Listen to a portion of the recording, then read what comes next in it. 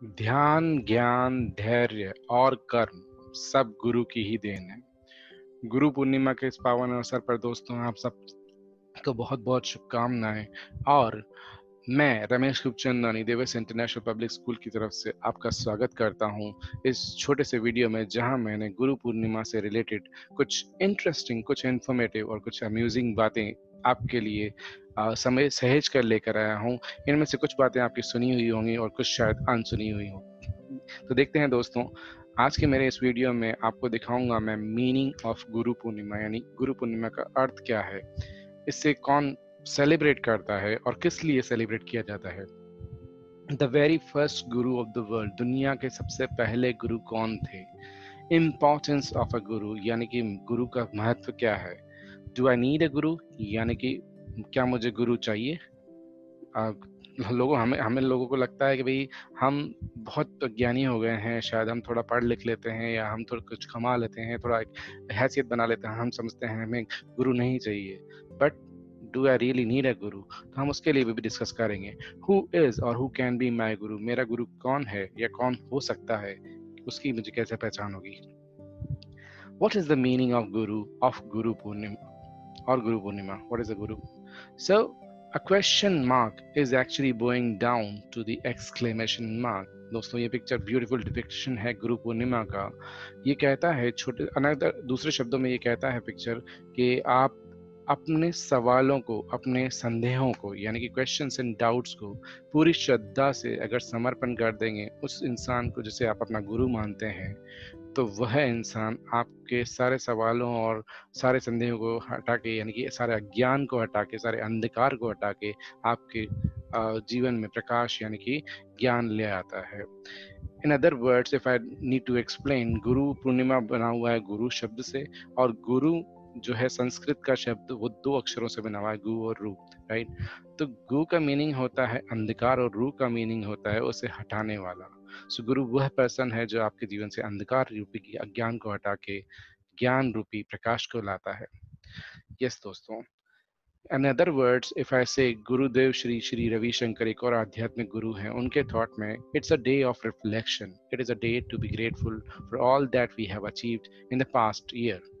तो हमने पिछले पास्ट में हमने जो भी अचीव किया है, चाहे वो गुरु से या गुरु के बिना हमने अचीव किया है, उसको सहेज के आगे बढ़ते हुए गुरु की गाइडेंस में, and a day to resolve to do what we are here to do in the coming year, आगे बढ़ें और पास्ट से और बेहतर हम कल को बनाएं, आने वाले कल को बनाएं।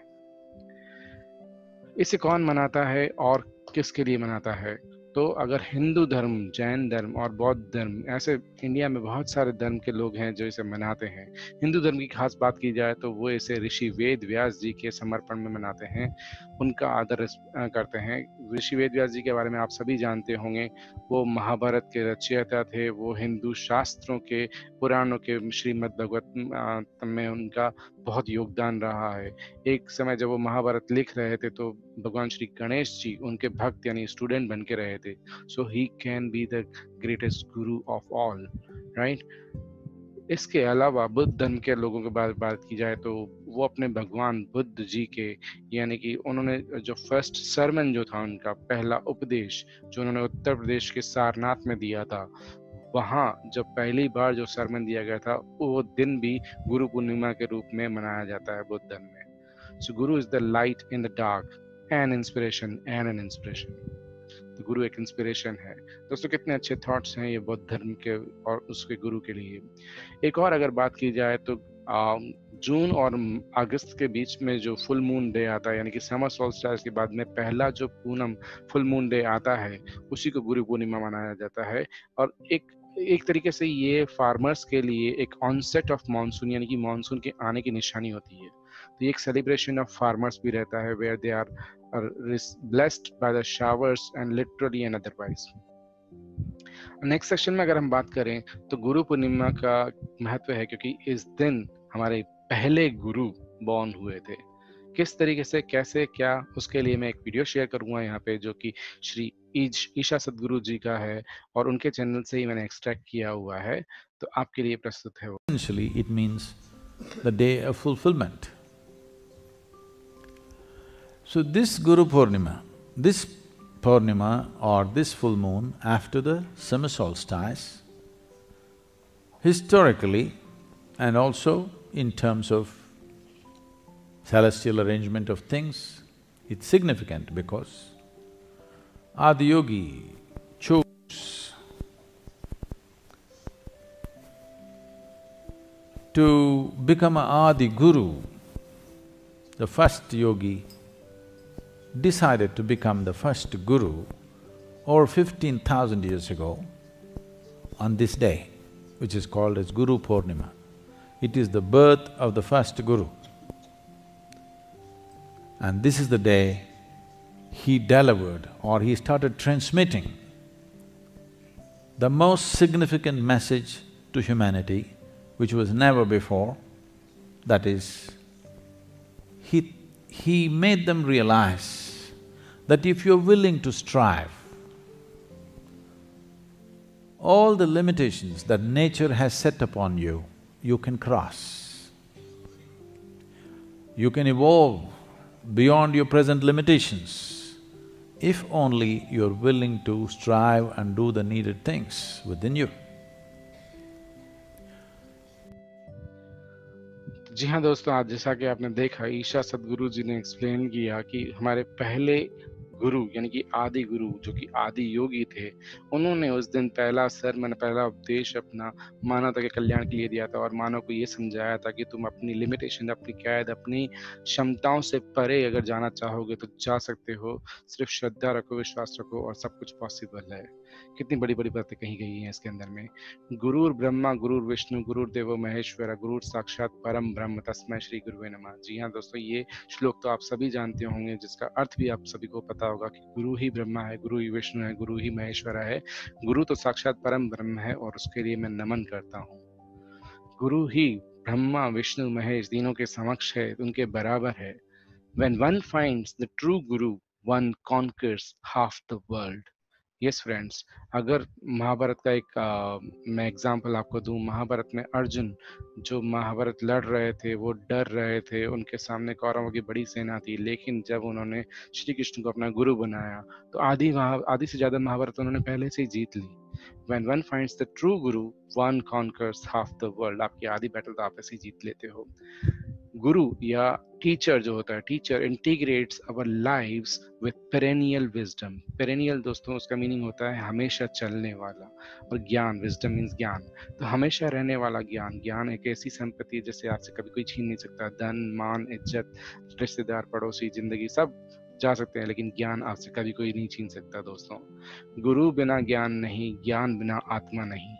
जी हाँ, बिल्कुल सच्चाई है, गुरु का महत्व बताते हुए ये।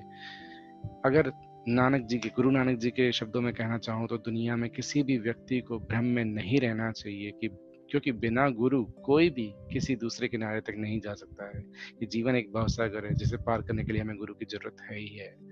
हमारे भारतवर्ष के सबसे महान सम्राट अशोका जी की अगर बात करें तो उनके शुरू से एक गुरु थे चाणक्य। उन्हीं की वजह से वो एक बहुत परम बलशाली एक सम्राट बन चुके थे। लेकिन उसके बाद भी जब उन्होंने बौद्ध धर्म को एक्सेप्ट किया और बुद्ध को अपना गुरु बनाया, तो उस गुरु के नियति से, गुरु के धर्म से उनका इतना डेवलपमेंट, इतना विकास हुआ कि वो अशोका द ग्रेट यानी महान अशोक कहलाने लगे। अगर हम भगवान राम की बात करें, भगवान राम उन अपने भाइयों के साथ में, गुरु के साथ में एक जो ब्रह्मचर्य आश्रम रहता है उसमें रहे थे, तो वो भी गुरु के महत्व को बताता है। भगवान श्री कृष्ण बचपन से लेके एंड तक गुरु के सहज में रहे थे, राइट। गुरु पूर्णिमा का एक और श्लोक अगर मैं आपको बताऊं दोस्तों, आपको पता ही होगा, गुरु गोविंद दो खड़े काको लागू पाए, बलिहारी गुरु आपने गोविंद दियो बताए। कबीरदास जी का लिखा हुआ ये दोहा, जिसमें उन्होंने कितने अच्छी तरीके से एक्सप्लेन किया है कि अगर मेरे सामने गुरु और भगवान दोनों आ जाते हैं तो हाँ, मुझे भगवान को तो नमन करना ही चाहिए, लेकिन मेरे गुरु को मैं पहले नमन करूंगा, क्योंकि वही गुरु है जिसने मुझे उस भगवान से मिलाया है।